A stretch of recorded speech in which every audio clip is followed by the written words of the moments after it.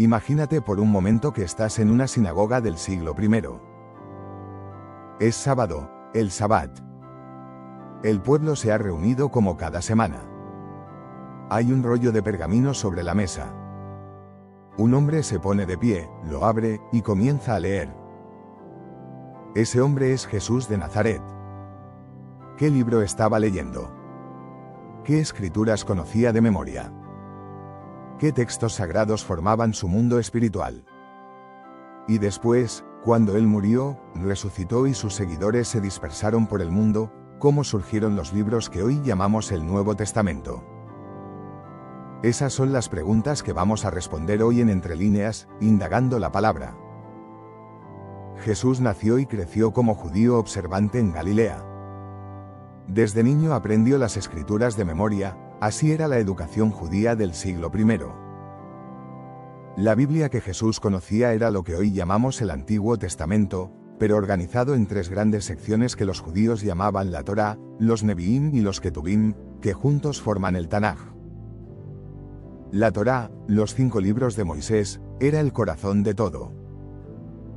Génesis, Éxodo, Levítico, Números y Deuteronomio. Los Neviim, los profetas, incluían a Josué, Jueces, Samuel, Reyes, Isaías, Jeremías, Ezequiel y los 12 profetas menores. Y los Ketubim, los escritos, incluían los Salmos, Proverbios, Job, el Cantar de los Cantares, Ruth, Lamentaciones, Eclesiastés, Esther, Daniel, Esdras, Nehemías y Crónicas. En la sinagoga cada sábado se leía una sección de la Torá y una sección de los profetas. La persona que leía se ponía de pie, leía en hebreo y luego lo explicaba en arameo, porque para esa época muchos judíos ya no entendían el hebreo cotidianamente. Y fue precisamente en ese contexto que Lucas capítulo 4 nos describe uno de los momentos más significativos del ministerio de Jesús. Jesús entró en la sinagoga de Nazaret, su pueblo. Le dieron el rollo del profeta Isaías.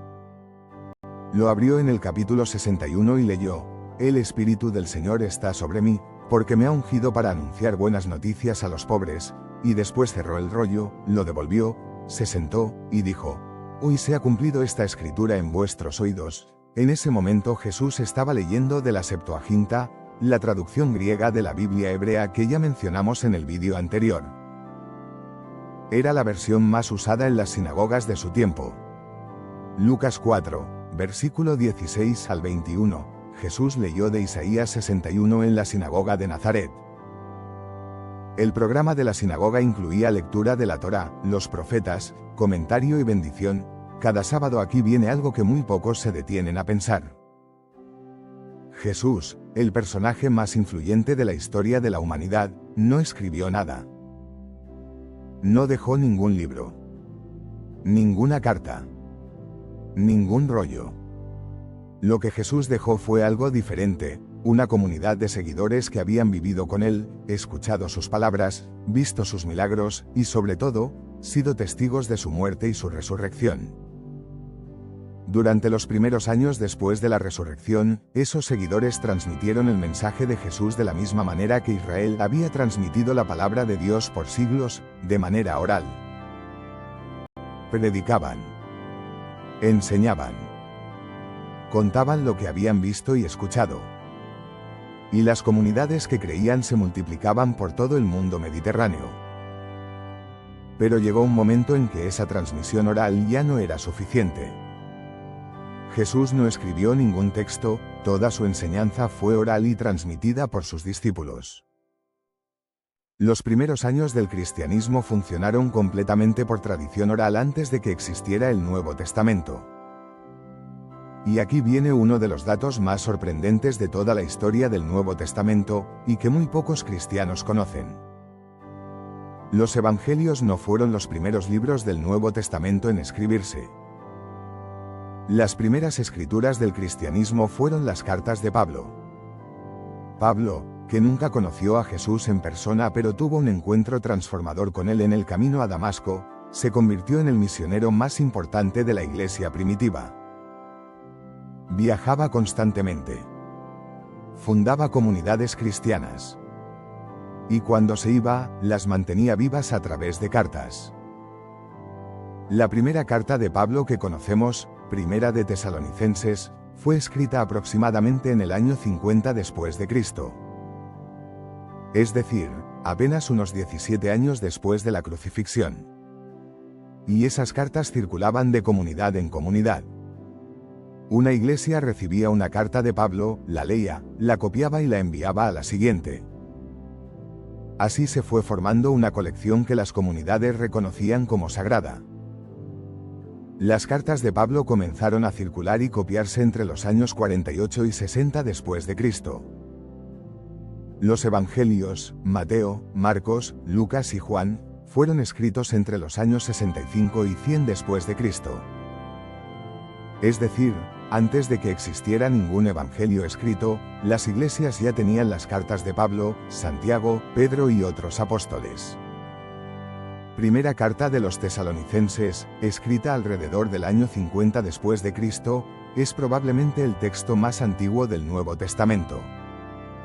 El Evangelio de Marcos, el más antiguo de los 4 evangelios, fue escrito entre los años 65-70 después de Cristo. Pero entonces, ¿por qué se escribieron los evangelios? Si la tradición oral funcionaba, ¿por qué cambiar? La respuesta es sencilla y muy humana: los testigos directos estaban muriendo. Pedro fue crucificado. Pablo fue decapitado. Santiago fue ejecutado. Los que habían visto a Jesús con sus propios ojos estaban desapareciendo uno por uno. Y las comunidades cristianas se multiplicaban tan rápido, desde Roma hasta Etiopía, desde España hasta Persia, que era imposible mantener la fidelidad del mensaje solo con la transmisión oral. Por eso comenzaron a escribirse los evangelios. Marcos fue el primero, probablemente recogiendo los recuerdos de Pedro. Luego Mateo y Lucas, cada uno con sus propias fuentes. Y finalmente Juan, el más teológico de todos. Cada evangelio fue escrito para una audiencia diferente con un énfasis diferente. Pero todos comparten el mismo núcleo: la vida, la muerte y la resurrección de Jesús de Nazaret.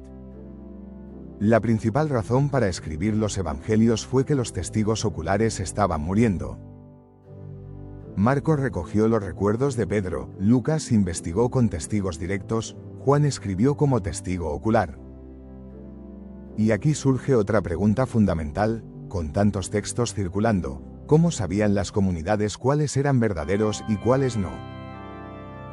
Porque no solo circulaban las cartas de Pablo y los 4 evangelios.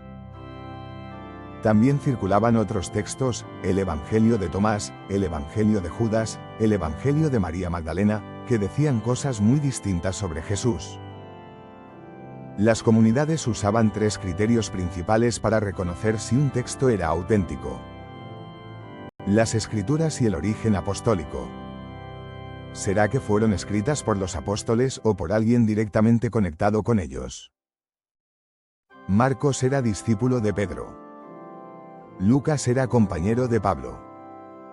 Juan era apóstol directo. Veamos cómo fue la aceptación universal. ¿Los textos eran reconocidos y usados por la mayoría de las iglesias en distintas regiones del mundo? Estos textos los usaban las comunidades, aunque esto generaba desconfianza. ¿Los textos debían tener coherencia doctrinal? ¿Estos textos enseñaban lo mismo que los apóstoles habían predicado oralmente desde el principio? Si contradecía la enseñanza apostólica, era descartado. Los textos gnósticos, como el Evangelio de Tomás, fueron rechazados principalmente porque enseñaban que Jesús no tenía cuerpo real, que la creación era mala, y que la salvación venía del conocimiento secreto, ideas completamente ajenas a lo que los apóstoles habían enseñado. Los 3 criterios de autenticidad eran: origen apostólico, aceptación universal y coherencia doctrinal. El Evangelio de Tomás fue rechazado porque enseñaba que Jesús no tenía cuerpo real, contrario a la enseñanza apostólica. Recapitulemos el camino extraordinario que hemos recorrido en estos 7 videos. Desde Adán transmitiendo la palabra de Dios oralmente a sus hijos, pasando por Abraham, Moisés y las tablas de la ley, los jueces y los reyes, el exilio en Babilonia, los 400 años de silencio, y finalmente Jesús, que creció leyendo esas mismas escrituras en la sinagoga de Nazaret. Y después de Jesús, sus seguidores escribieron cartas, evangelios y revelaciones que con el tiempo se reconocerían como la segunda parte de la Biblia, el Nuevo Testamento. Hay algo que este recorrido nos revela con claridad. La Biblia no cayó del cielo lista y empaquetada.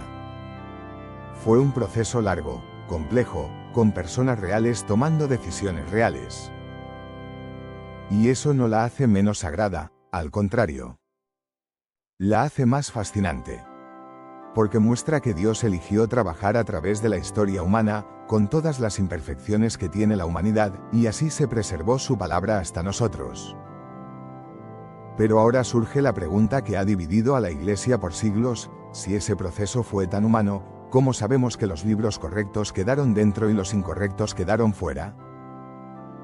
¿Quién tuvo la autoridad para decidirlo? Esa es exactamente la pregunta que vamos a explorar en el próximo vídeo: los concilios que decidieron el canon bíblico definitivo y las controversias que ese proceso generó.